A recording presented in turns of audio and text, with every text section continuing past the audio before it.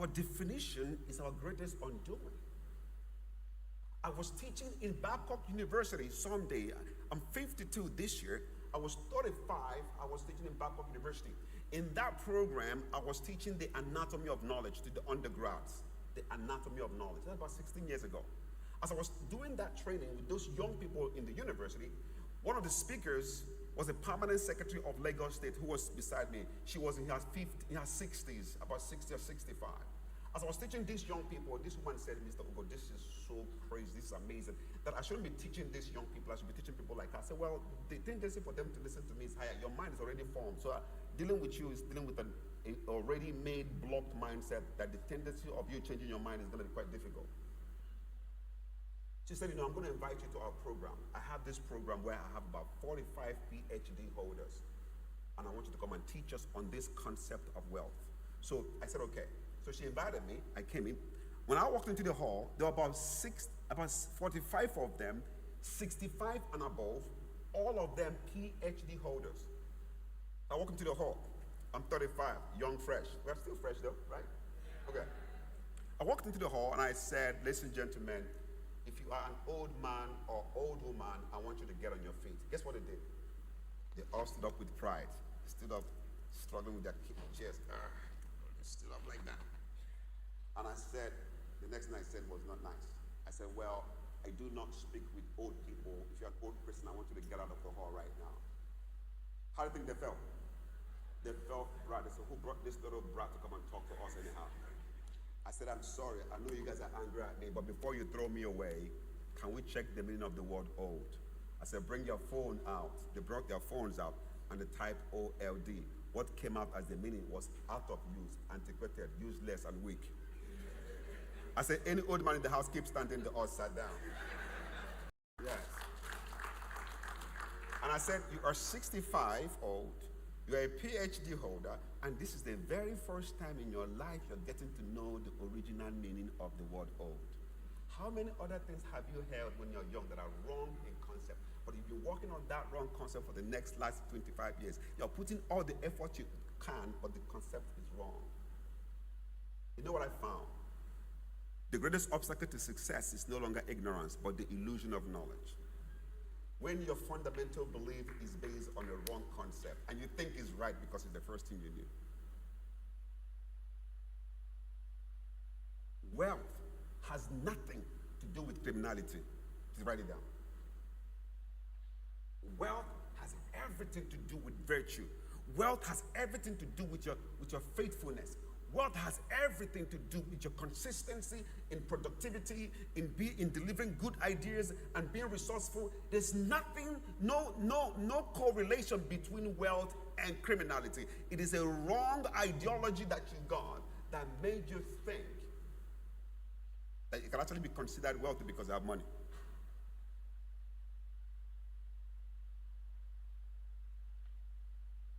Ideological framework. Why am I starting this way? Because everything I'm going to teach you doesn't matter if your ideology is wrong. If you have the wrong philosophy, it doesn't matter what I teach you because you use your wrong philosophy to consider what I'm saying. So first of all, we fix the ideology before we fix the strategy. For example, how many of you know that knowledge is overrated? What did I say? Learning is superior to knowledge. What did I say? Learning is superior to knowledge. It's kind of quite very delicate balance to begin to disassociate or make a differential between learning and knowledge. Do you know people have knowledge, right, based on what they have done? But if you're not conscious of what you've done while you're doing it, you're not learning. I have seen billionaires in my class who become very rich and their children become poor because they didn't track the knowledge they applied while they're applying it to be able to transfer to their children. I have seen billionaires, I can tell you for free, who are crying, I don't know what my children are doing, but they went out there, did all the right things, but they don't know what the right things were while they were doing it. So when I ask you, how did you become wealthy? They say, by the grace of God. No, you lie. Any result you cannot repeat, the first one was a mistake. Let's write it down. Any result you cannot repeat, the first was a mistake.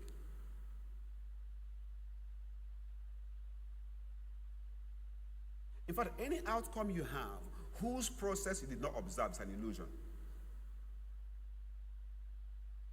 Why are you running a business and the business is not thriving?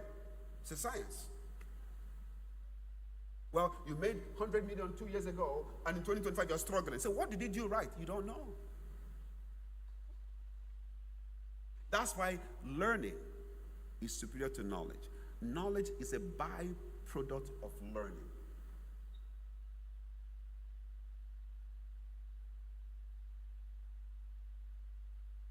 Learning is much more of the conscious observation of doing while the action is still ongoing, to be able to track down what is working and why it is working, so that after you've got the result, it can document what worked and be able to repeat next time. Oh, I wish someone is following what I'm saying. I wish someone is following. Are you following me? No, for real? Are you with me? Any result you cannot repeat, finish it. The first was a mistake. So why are you 45 and broke? Because you didn't observe. If I take your bank statement right now, all of you in this hall, you've made so much millions, but you still wonder where the money went to.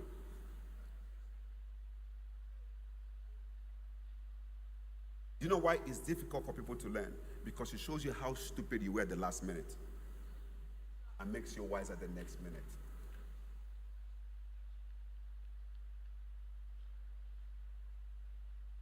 Can I go deeper?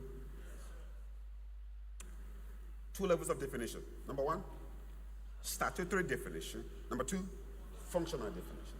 What is statutory definition? Defining something for what it is, regardless of what you think it is. So your opinion doesn't matter. What's functional? Defining something by reason of application. Okay? The ladies, raise your hand. Ladies, raise your hand. Ladies. It's men's. Yeah, you guys all say yes. What is this, ladies? Say it louder. What is this? The men, what is this? Huh. What is this? Crutches. Good. Anybody from Yoruba here? What is this? Oh, good. Igbo. Any Igbo person here? What is this? Crutches, right? Yes. If I take this into China, what would they call it? Crutches. Any Hausa person here? Hausa. Yes, what is this? Crutches. See?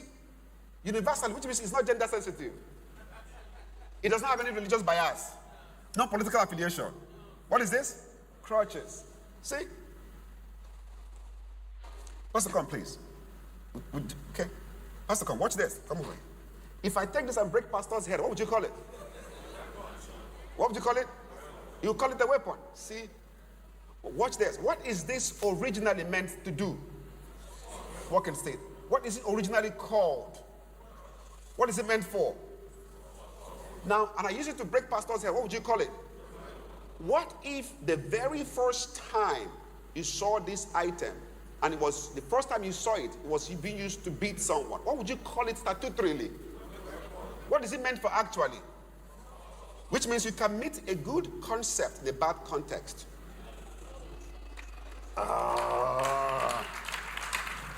So I ask people, in whose hand, in whose life was money first introduced to your life? If you met the concept of money in the hand of a poor man, you get the poor concept of money. Most of us were born in poor families. Our first contact with money was a man struggling with his life. So we now think that making money is the hardest thing to do. Then you want to clap right there. Thank you, Pastor. Does it make sense? So there's a conceptual dysfunction of our belief that's affecting our effort.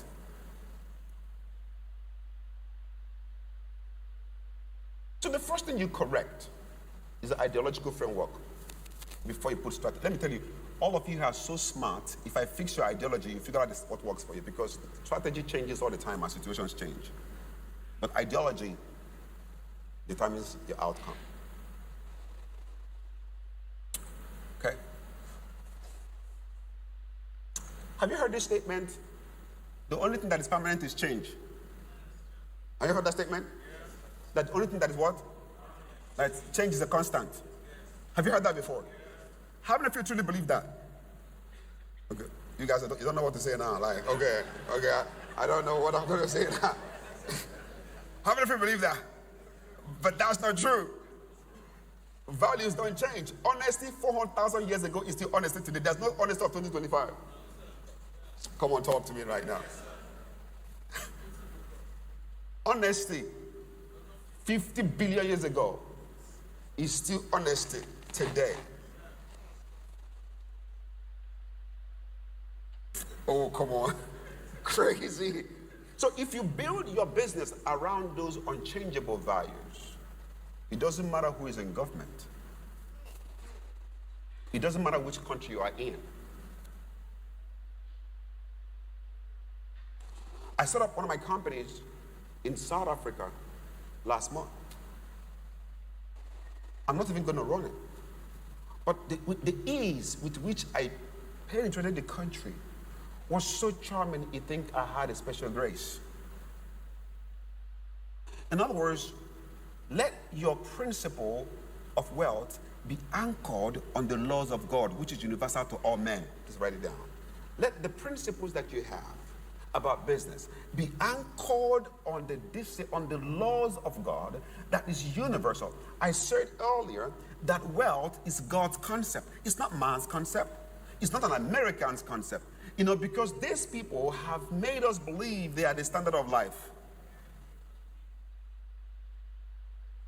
Can I tell you the truth? There is no superior race in the world. There's only superior knowledge. Whoever has superior knowledge becomes the superior race. Men make policies and rules, God make laws. Laws is superior to policies. You can overwrite any policy of man if you operate at the highest level of divine laws. The laws of God is universal to men, true or false? What are those laws? You don't know it. You think wealth is by your effort. Well, check me out. Because if it's effort, I'm disadvantaged. Matter of fact, I'm supposed to be in the street asking you for money.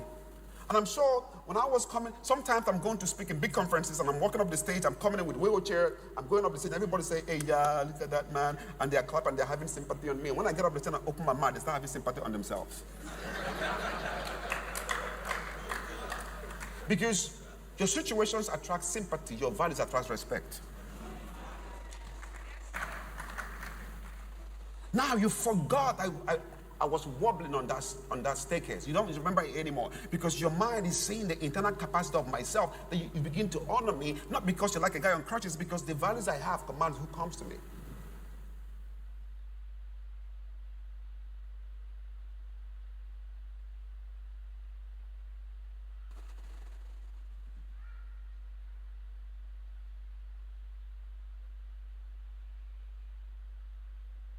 No one is born poor. You are born human. No one is born poor. No child. The day a child is born, watch this. Oh my God, I wish I can have more time today. Oh goodness. When a child is born in a rich family, he is born human, not rich. When a child is born in a poor family, he is not born poor. He is born human. So you're never born rich or poor. You are born what? Human. Now watch this. Stand up. Stand up, Pastor, please. Okay? Okay. So take this water. Okay? Pastor, bring me take a bottle of water with you. Okay? Pastor, come over here. Yeah. So that's a poor man, that's a rich man. I'm just saying, for example. Right? That's poor, that's rich. Okay? And that's your child. That's your child right there. That's your child right there. Is it a poor child or a rich child? He's human. Okay, I'm going to take your child. Give me a child. Your child has your DNA, has your genetics. This is 4 months old. I'm going to give it to you. Give me your child. You're a billionaire, and that's your child. So, which means your child has your blood, your DNA, and this is 4 months old. I'm going to take your child. I'm going to give it to him. You're going to raise this child. He's going to raise this child. Come on now. Come on now. Come on now. Which one of these children will be wealthy and rich? Why? Because your mind configures his brain. Even though the DNA says poor man, his psychology says rich man. So you are not born rich or poor. You learned poverty. You can learn wealth. Oh, come on. Thank you, sirs. Thank you, sirs. It's crazy. You are not born poor or rich. You are not born poor or rich. You are born what? You are born human. You learned everything you have today. You learned it. And the reason why I can teach you is because you have the capacity to learn. If you put a dog and cat and lion in front of me, I can teach them. The capacity to understand me, they don't have it.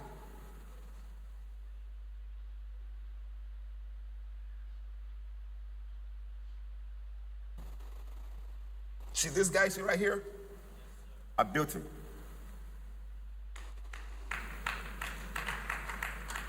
I made a choice of a life. I choose a course of action. I stayed consistent in that course of action. Boom, the guy you see right here. Poor men look for cash, rich men look for knowledge. The last time I checked, those who look for cash don't have it.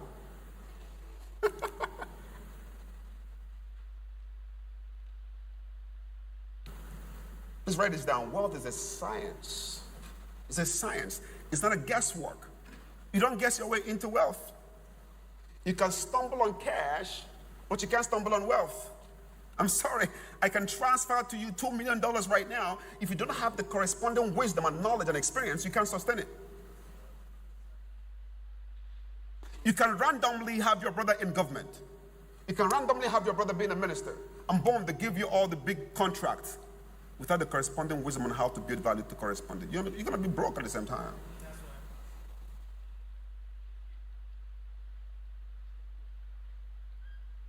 You are not born poor. You are born human. You learned every other thing you have today. So write this down. You can learn your way into wealth. You can learn your way into wealth. You can learn your way out of poverty. You can learn your way into wealth.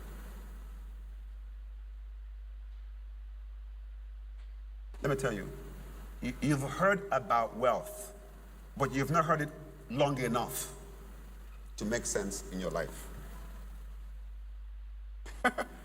You've attended seminars where they talked about it, and you went back to people who are poor like you. So whatever you learned in seminar was erased by the people around you. Let me ask a question. After this program today, who are you going back to?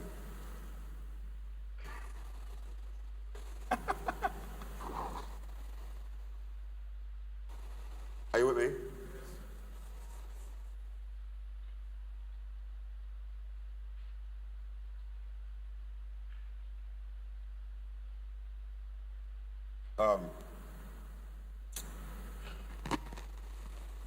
Write this down. Until what you know becomes what you do, you don't know anything. Until what you know becomes what you do, you don't know anything. The evidence of learning is an improved outcome. The evidence that you've learned something is that your outcome have changed. The reason why I'm here today is that after this men's conference, especially in the next few hours, you're going to leave here with a particular instruction on what to do to change your outcome. Would that be nice? Would that be a nice thing? I'm guaranteeing you that.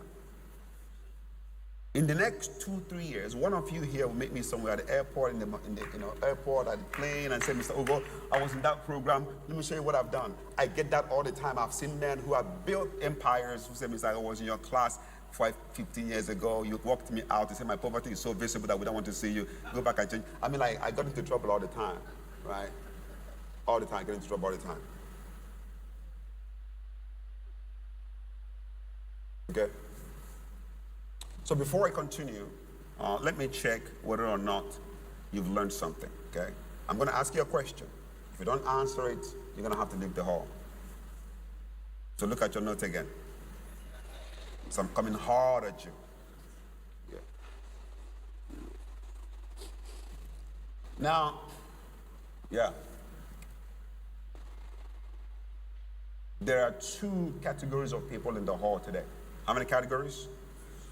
The first category are those that are hearing me, and the second category are those that are listening to me. Please write it down. Two categories: those that are hearing me and those that are listening to me. You're going to find out now. I'm going to show you what to do. Now the question is, what is the difference between hearing and listening? That goes back to definition again. See now, right? Now write this down. Hearing is your bodily ability to observe sound, while listening is your mental capacity to record what you heard. Hearing is your bodily ability to observe sound, while listening is your mental capacity to record what you heard. You hear with your ears, but you listen with your mind.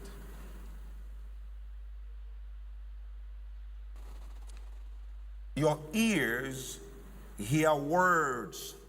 Your mind converts those words into pictures. Okay? Can you touch your ears? Touch your ears. What does it look like? It's like a satellite dish. How many of you know if I cut your earlobes right now, if I cut this thing out, you'll be never hearing a distinct sound, you'll be hearing woo sound? This is a wave collector. Have you seen dogs sometimes? They do it like this? They do it like that? It's wave, it's like antenna, right? Can we clap for God for being such an artistic person? Okay, so see, this is for words. This is for words. So as I'm speaking to you, the data into your brain are my words. What your brain does is to convert those words into pictures. Until the words you hear becomes pictures, you can never practice it. You only practice pictures, not words.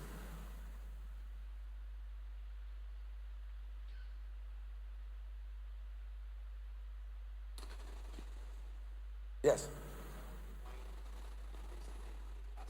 Which one? So follow me now. You know why I'm so slow, I'm very quiet, I'm very calm, is because the impact is what I'm concerned about, not the impression. You can be impressed by me without impact. I don't care about that. Okay.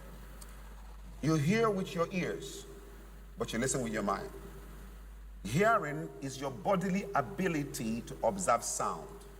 Hearing is your bodily ability to observe sound. All of you are hearing me.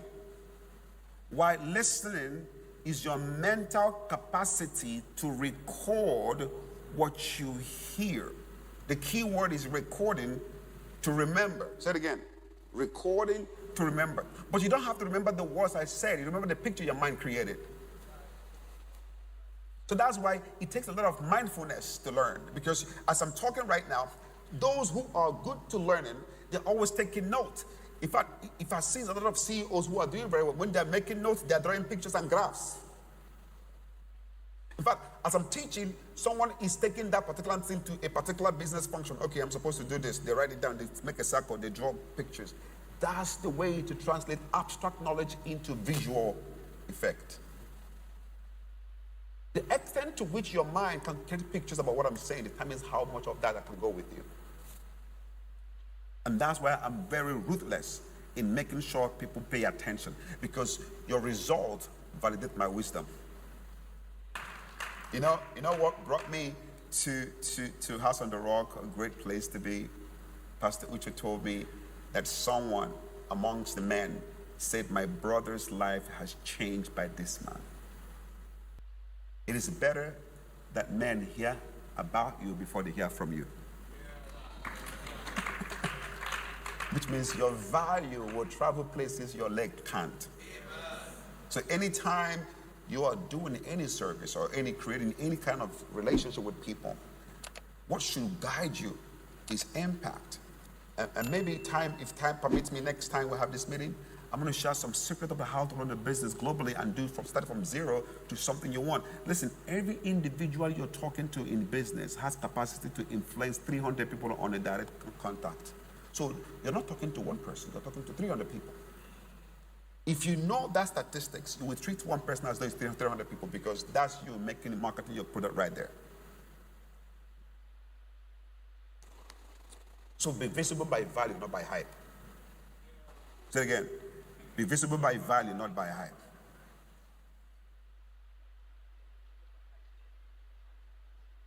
Are we good? Are we good? So in this first session, I'm attacking ideology first. Okay. When we get into the second session, then we'll go into some details of what to do. So in Proverbs chapter 13, verse 18 is shocking. The word of God is powerful. It's a foundation for wealth. And I'm not telling it to you as a religious person. I'm telling you that's what I do. Matter of fact, men of God are those who talk about what God is saying, where men of faith are those who are doing what God is saying. Please write it down. Men of God are those who are talking about what God is saying. Men of faith are men doing what God is saying.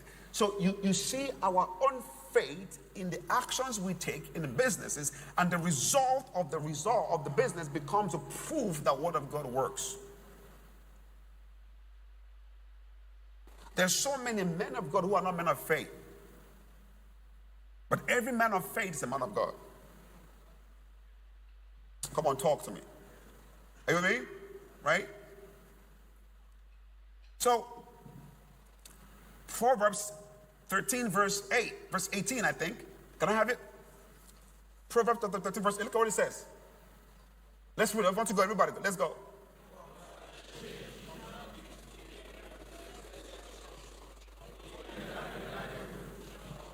See, poverty is lack of following instruction. It's not lack of money. Poverty, please write it for the first time in your life. Let me tell you, for the first time in your life, I'm telling you, poverty is not lack of money. Write it on your note. Poverty is lack of the requisite knowledge.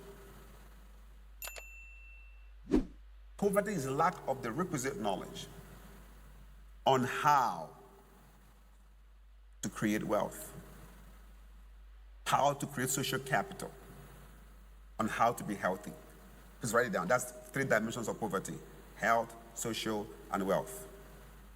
Poverty is lack of the requisite knowledge on how to create wealth, on how to create social capital, on how to be healthy. Lack of knowledge of how to do creates. So lack of money is a symptom of poverty. When you don't have money, it means you don't know how to create wealth. That's what it means. It doesn't mean you're a poor person. It just means you don't know how. Does it make sense? Is it relatable? Right? It is not that you are poor. It's that you are poor in the insufficiency in a particular state of instruction. That's what it means. Which means if you're sitting right here to give me a man that is broke, zero balance his account, and give it to me for 12 months, I'll return back to your multi-millionaire on one condition: that he's teachable. There's nothing wrong with you.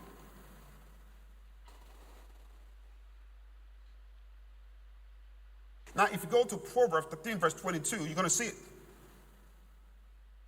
Proverbs 13, verse 22, you're going to see it. What it says here. It says, much food is in the fallow ground of the poor. Let's read it again. Much food is where? In the fallow ground of the poor. Before you finish the statement, where is the food? How much ground? How much food? On whose ground? So why would you call a man poor whose ground has much food? This man has a land, there's much food there, and he still call him poor. This is the next sentence. Said, for lack of judgment, decisions, for lack of wisdom, the land lays waste. So the man you call a poor man is an untrained, wealthy man.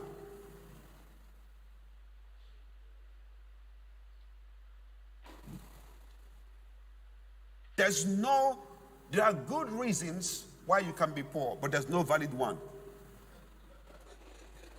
Good reasons means you're born in a poor family, I understand. Good reasons that you had polio when you were 1 year, 6 months, I understand. Good reasons that you're born in Nigeria, I understand, but none of them is valid. But I can show you people in the same situation who have become more successful.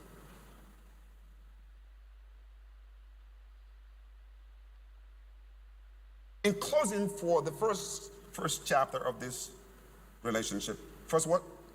First chapter. Okay. Is that wealth is built on laws. Wealth is built on laws. So for the first time, let me help you not to work too hard anymore.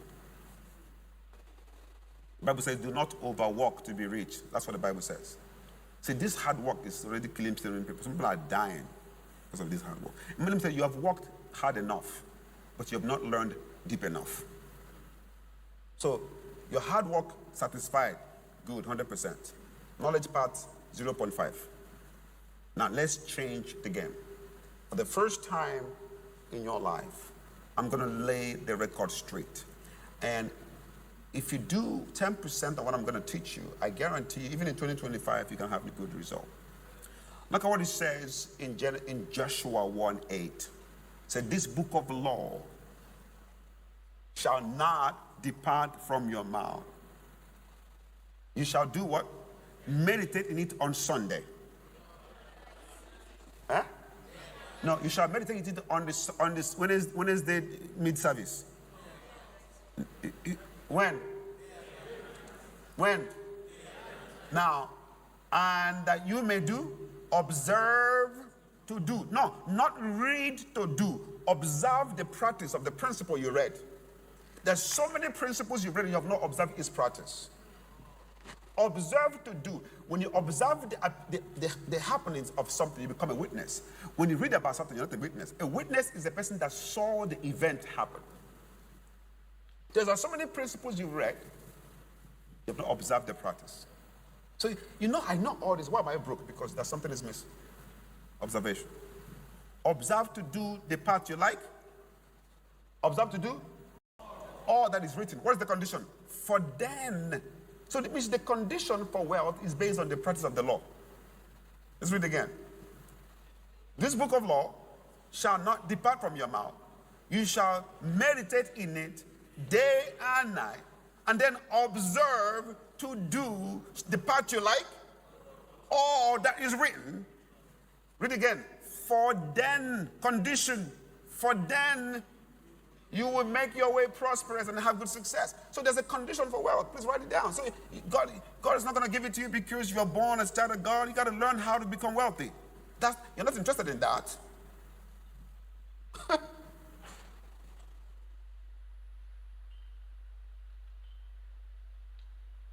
So let me close.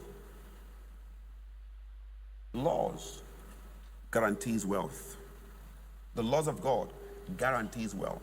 And that's why I told you, any result you cannot sustain, the first one was a mistake. The laws.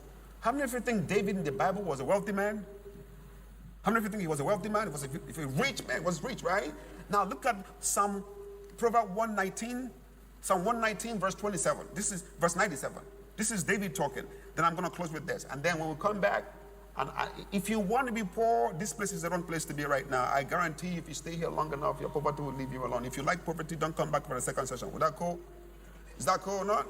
Yeah, if you love poverty, if you're so good that you don't want to do more. Matter of fact, how many of you believe you can do better than what you do right now? No, for real. Like, how many of you believe that you can do better than? Okay, let me assume you are a billionaire, you have $10 billion in your account. How many of you still you can do better? Because man is a continuous project, right? Now he says in Psalm 119, verse 97, look at what it says. Let's read it. Want to go? That's David talking. Oh, how I love your laws. It is my meditation all the time. Who said that? Which law? Joshua 1:8. Now, verse 98, look at what it says. 98 says, this is so crazy. It says, your thoughts, your commandment, make me wiser than my enemies, for they are with me forever. The laws. Now let me show you where this guy is so arrogant that he makes the enemy begin to want to fight him. Verse 99 says, I have more understanding than all my teachers because of your laws. So if you're 25 and you know the laws of God and somebody is 60 and he doesn't know it, finish the statement. You're wiser. Listen, thank you for your time. This is the first version. And when we come back, then we'll go into the details. I love you. Let's take a break. Pastor Ben.